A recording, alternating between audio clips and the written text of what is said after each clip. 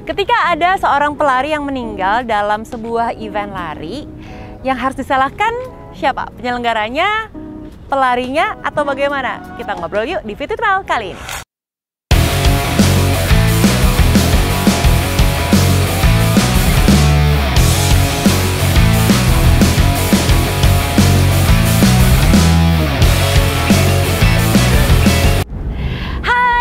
Selamat datang di Fit with Mel sama aku Melanie Putria dan masih ada Dokter Andi di sini. Dokter Andi ini adalah seorang pelari juga, ya kan? Selain yang menjaga para pelari, tapi beliau ini juga pernah ikut maraton. Waktu itu kita bareng-bareng di Tokyo Marathon ya dok ya? Jangan gitu lah, malu selalu ketawa kalau kita lagi ngebahas itu. Nanti kan mau ikut maraton lagi. Ya, jadi ini kan ibaratnya nih bintang 1 nih bintang 6 gitu. Udah hotel mewah, ini hotel melati gitu. Tapi nggak apa-apa, yang penting udah ada bintangnya ya, dong. Betul, ya kan? betul, 35 ya. lagi berarti ya. 35 lagi. Baik, sekarang kita mau ngomong soal penyelenggaraan sebuah event lari nih dokter. Karena gini, kita kan tahu dan mendengar bahwa ada beberapa kejadian yang memang tidak diinginkan terus terjadi, dan ini sepertinya menjadi pukulan buat kita semua, untuk penyelenggaranya, untuk pelarinya juga.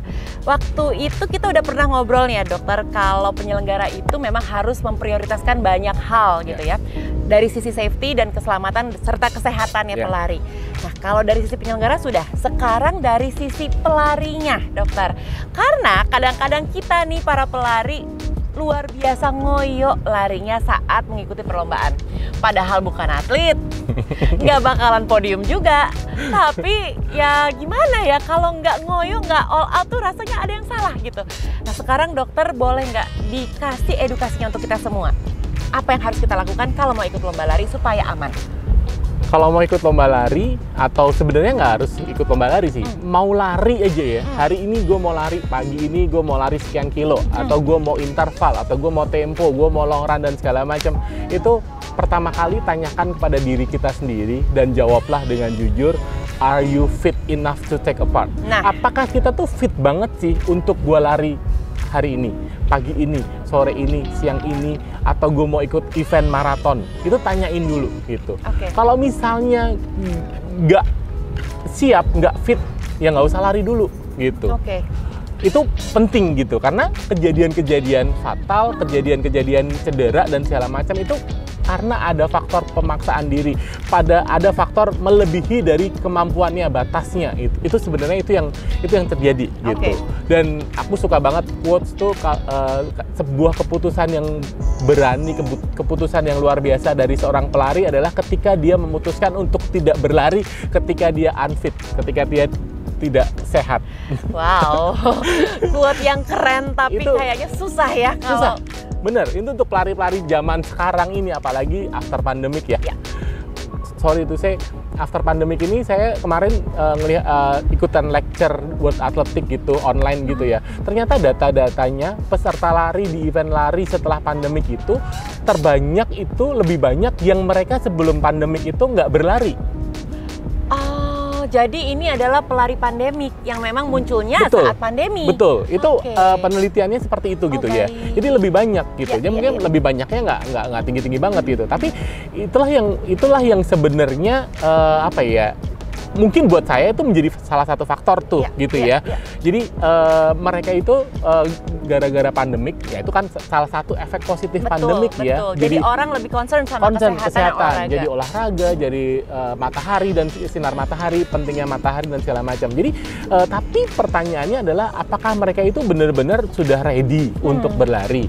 Kok sudah mengikuti race? Kok sudah udah lari sepanjang sekian kilometer dan ujuk-ujuk half marathon gitu misalnya. Ya? Itu kan menjadi pertanyaan gitu. Dan yang sudah lari pun sebelum pandemik itu juga menjadi pertanyaan juga. Mereka tuh seringnya, aku nih sama dulu sebelum pandemik, gue seperti itu. Merasa kondisinya sama. Padahal 2 tahun pandemik ini merubah segala-galanya gitu ya.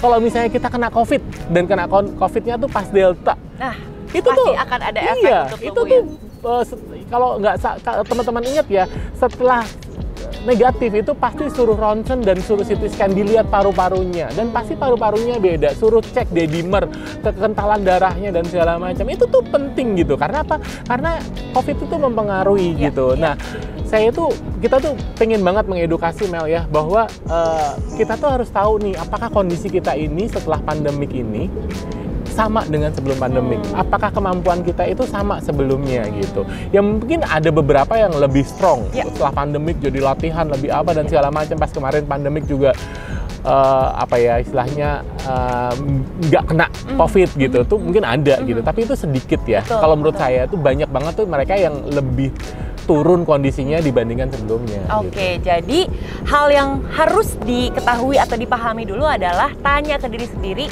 apakah gue fit enough, apakah gue cukup kuat atau bugar kalau misalnya saya mau lari hari ini gitu ya. Dan jawab dengan jujur. Dan jawab dengan, itu jangan cuma nanya, tapi jawab dengan jujur. Karena kadang-kadang kita suka nggak inget dok ini, dalam 1 minggu misalnya, mau lari interval di hari Kamis, dari hari Senin sampai Rabunya tidur kurang. Betul. Tapi Rabu ke Kamisnya tidur cukup. Nah, kan kadang-kadang gitu ya, kita nggak sadar bahwa sebenarnya nih kalau mau lari, tabungan recovery dari sebelum-sebelumnya yang penting. Betul. Begitu juga ketika ikut sebuah event lari gitu ya. Iya betul. Jadi kalau kita kurang tidur ya tanyain lagi, gue kuat nggak ya lari dengan pace yang kemarin saya rencanakan, dengan jarak yang udah saya rencanakan gitu. Bukannya nggak boleh lari, silahkan lari, tapi mungkin disesuaikan gitu loh. Oke, berarti gue pace-nya pelan banget hari ini, atau gue ini. Jadi nggak harus sesuai dengan schedule, nggak harus sesuai dengan yang kita rencanakan kemarin. Itu dipengaruhi dari kita recovery-nya seperti apa, istirahatnya seperti apa, makannya seperti apa, pekerjaan kita seperti apa, stresnya seperti apa, itu penting banget sih. Oke gitu. dok, tapi tadi seperti yang dokter Andi bilang nih teman-teman, banyak pelari baru muncul setelah pandemi kan. Nah, banyak juga di antara teman-teman newbie ini yang belum tahu membaca sinyal diri atau sinyal tubuhnya. Mungkin berbeda dengan teman-teman yang sudah biasa latihan atau sudah terlatih sebelumnya. Nah, untuk teman-teman yang baru ini dokter, apa sih alarm tubuh yang bisa kerasa kalau kita tuh lagi nggak fit? Jadi jangan maksain lari gitu. Apa yang harus dirasakan di tubuh kita? Mungkin dokter bisa share ke teman-teman. Ya, kita tuh sudah diciptakan tubuh yang sebenarnya sudah sangat luar biasa, yang sudah ketika ada sesuatu masalah dalam tubuh kita selalu ada alarmnya, selalu ada tandanya, selalu ada gejalanya, dan itu perlu teman-teman dengerin gitu. Kadang-kadang tuh kita abaikan gitu, oh nggak apa-apa nih sakit di sini sedikit gitu, sakit sedikit nggak apa-apa, gitu. Kan? Jadi yang nggak apa-apa juga kalau misalnya dicoba-coba stretching dan segala macam, oh terus berkurang, terus coba lari lagi. Artinya kalau ada lakukan sesuatu dan berkurang, silahkan dilanjutkan. Tapi ketika udah dilakukan sesuatu, di stretching, diistirahatkan, dan itu masih ada, ya jangan dipaksakan. Itu yang pertama gitu. Terus kemudian yang kedua ya, kalau kita bicara tentang fatality ya, maksudnya kita tuh lari kan untuk sehat ya Mel ya. Di Fit with Mel juga Melanie selalu bercerita bahwa kita tuh lari yang bener seperti ini, tekniknya seperti ini, teknik nafas seperti apa dan segala macam. Itu kan ya kita tuh tujuannya lari untuk sehat gitu loh. Jangan sampai kita lari tuh malah terjadi sesuatu yang bikin bener-bener jangan konyol jangan gitu ya, konyol gitu ya. Malah cedera atau bahkan malah terjadi sesuatu yang fatal gitu. Nah, itu yang penting gitu loh. Jadi sekali lagi kita tuh harus notice alarm-alarmnya, heart rate misalnya. Yang paling gampang lah ya bisa dapatkan dari heart rate ya. Heart rate. Kita harus tahu tuh resting heart rate kita berapa. Bangun tidur tuh heart rate gue berapa sih gitu. Misalnya 40 gitu ya. Hari ini kok gue 55 ya. Berarti gue nggak lagi baik-baik saja gitu. Nah itu ditanyain lagi, gue gimana ya? Gue pegel-pegel kah? Atau gue overtraining? Apakah gue fatigue? Apakah gue stres? Gitu. Jadi semuanya itu harus jadi jadi tahu tanda-tandanya gue gimana. Fleksibilitas gue tuh kayak gini. Gue kalau stretching kayak gini tuh rasanya kayak gini. Terus kemudian gue kalau heart rate tuh seperti ini gitu. Pernafasan gue tuh kayak gini. Gue nggak pernah sesak, nggak pernah apa dan segala macam. Jadi kita harus lihat nih sekujur tubuh kita itu secara keseluruhan ya. Itu seperti apa gitu. Oke, baik. Nah, tapi dokter, ini mungkin juga sebagai pesan sebagai closing statement dari dokter Andi nih ya. Banyak di antara teman-teman yang di komunitas nih yang saling panas-panasan. Kalau misalnya udah ikut satu event gitu ya, kayaknya gue harus ngejar nih misalnya HM sub 2:30 gitu ya, karena teman-teman gue yang lain nih bakalan sub 2 nih, gue nggak mau nanti lari 3 jam. Sesuatu yang seperti itu kerap terjadi teman-teman. Nah, mungkin dokter di sini aku berikan satu kesempatan untuk bisa nyolek dan merangkul teman-teman semua yang kayak gini nih, apa sih yang harus dilakukan sebaiknya? Ya, komunitas lari itu sebenarnya banyak positifnya ya. Positifnya banyak. Kita bisa saling memotivasi satu sama lain untuk membuat seseorang itu jadi bersemangat untuk berlari. Tapi juga kalau saya melihat memotivasi itu benar-benar memotivasi gitu ya. Jangan sampai memotivasi itu menjadi sebuah intimidasi gitu. Sepertinya pingin memotivasi, tapi sebenarnya itu memotivasi, itu bisa lah, masa segitu aja lo nggak bisa sih, ayo bisa, bisa lah gitu. Jadi bahkan sampai ada juga yang misalnya di event maraton gitu ya, dia jagain di berapa kilometer terakhir atau berapa ratus meter dia terakhir, tungguin dan ajak gitu, diajak lari, ditarik gitu. Nah itu yang saya pernah nolongin waktu itu di event maraton, itu ditarik seperti itu, dan akhirnya setelah itu dia terjadi heat stroke di di tenda medisnya gitu. Jadi buat saya komunitas lari yang bagus itu adalah komunitas yang kita tuh bisa saling support satu sama lain gitu ya. Bahwa tiap orang itu berbeda-beda. Berkompetisilah dengan diri sendiri, jangan dengan orang lain. Jadilah lebih baik itu dari yang kemarin, bukan dari orang lain gitu. Karena tiap orang tuh beda-beda. Kita punya berat badannya sama, umurnya sama, tinggi badannya sama, tapi kemampuannya berbeda-beda. Mulai larinya pun juga berbeda-beda gitu. Yang paling penting adalah ya diri kita sendiri itu seperti apa. Itu sih buat saya komunitas lari itu seperti itu. Terus kemudian yang kedua, komunitas lari yang belajar sama-sama, belajar caranya, basic life support gimana sih, belajar kalau ada cedera itu harus gimana sih nolonginnya, belajar mengingatkan, saling ngingetin satu sama lain. Kamu kok kayaknya lari, kayaknya kamu capek banget deh. Kayaknya kamu pucet deh hari ini. Kamu jangan lari deh hari ini deh gitu. Ada nggak yang seperti itu gitu kan? Nah kadang-kadang kamu bisa nih, kamu kenapa pucet sih? Aduh gitu. Ya kamu easy aja, tapi lama-lama ditarik juga. Hal kayak gitu sering banget. Iya, dan ketika kita bisa memperhatikan diri sendiri, kita belajar memperhatikan orang lain juga gitu. Untuk kita ngasih tahu, pernah nggak kita sih memperingatkan atau memberikan nasihat kepada orang lain untuk jangan maksa ya, jangan ini dan segala macam itu. Itu menurut aku kita harus mengencourage orang kayak gitu ya, terutama di after pandemic ini, Mel. Bener-bener deh, saya itu event setelah after pandemic ini tuh saya deg-degan. Mau saya jadi medical director, mau enggak tuh saya deg-degan. Saya cuma ngelihat, ini ada korban lagi nggak ya? Ini ada korban lagi nggak ya? Gitu.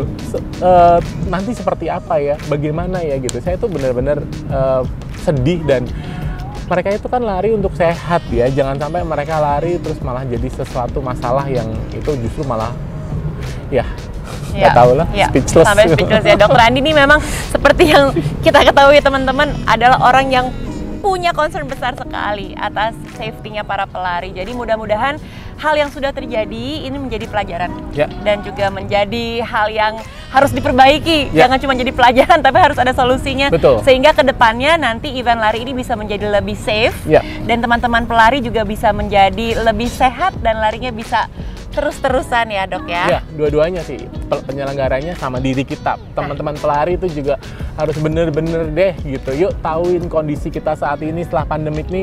Yuk medical check up, yuk lu tahu kondisi kita gimana sih gitu. Coba cari tahu gitu. Sehingga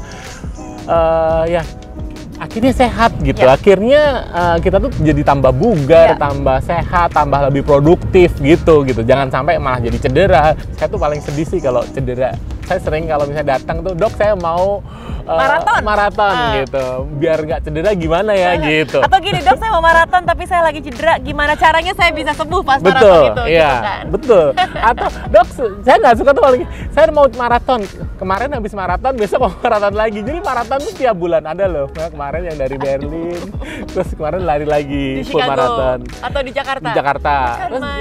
Terus ini di Jakarta mau full maraton, besok bulan depan di New York gitu. Jadi baiklah, saya juga speechless kalau untuk menghadapi teman-teman itu seperti itu ya. Mumpung di sini aku tips ya. Jadi recovery dari maraton itu kalkulatornya itu adalah 1 mile tuh 1 hari. Jadi kalau kita habis lari maraton 26 mile, itu tuh recovery-nya tuh 26 hari, teman-teman, gitu.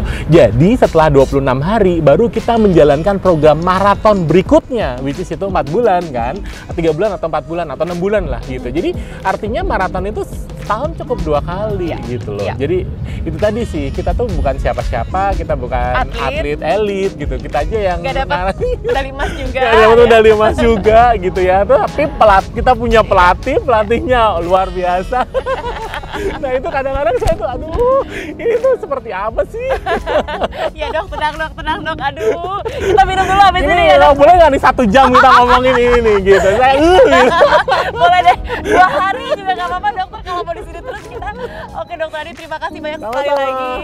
Terima kasih buat edukasinya, informasinya buat kita semua.